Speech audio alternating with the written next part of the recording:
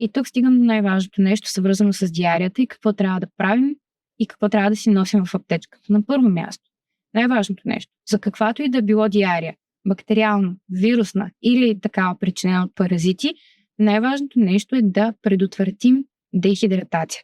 Не толкова да спрем самата диария, а колкото да възстановим загубите, които имаме с нея.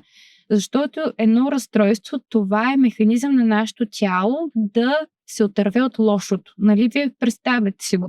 Поглъщате някакви вредни микроорганизми, които започват да правят поразии във вашето черво и вашето черво казва, айде, нали? Чао!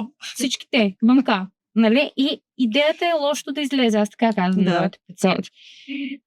Тя, че е лоша, диарията лоша е, но не е самия механизъм на диарията толкова важен, колкото да... Нали, опасността идва от там, че заедно с лошото излиза и хубаво водата. Нали, водата. Да. И сега трябва да я възстановим. Освен вода, губим и електролити. За това първото най-важно нещо в аптечката, това са те наречените орални хидратиращи разтвори. Има ги по аптеките, ефтини са навсякъде са. Малки са, леки са, удобни са за носене, не може да се предозира, но е задължително човек да го има това нещо. Може и сами да си забъркаме, но много по-добре, нали, те са в много добра формулировка направени, нека да си ги имаме.